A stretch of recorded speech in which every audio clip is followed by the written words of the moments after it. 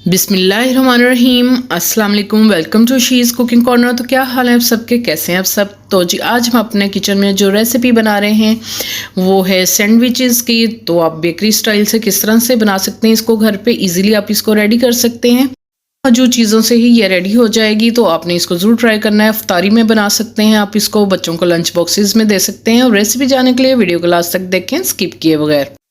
इसके लिए जो जो चीज़ें चाहिए, एक सैंडविच ब्रेड चाहिए हस्ब ज़रूरत, और एक स्मॉल साइज़ की बंद गोभी लेंगे, हाफ कट करेंगे, उसको चॉप कर लेंगे, नाइफ से कर लेंगे या चॉपर में। और कद्दूकश करेंगे गाजरों को, एक बड़े साइज़ की मैंने गाजर ली, उसको कद्दूकश करना है। और 2 अंडे बॉईल किए हैं, और एक स्मॉल साइज़ की शिमला मिर्च, उसको भी आपने इस तरह से चॉप कर लेना है। चाहे तो नाइफ से कर लें, चाहे तो चॉपर में। मायोनीज़ चाहिए, ये होममेड है, इसकी रेसिपी भी मेरे चैनल पे आपको मिल जाएगी।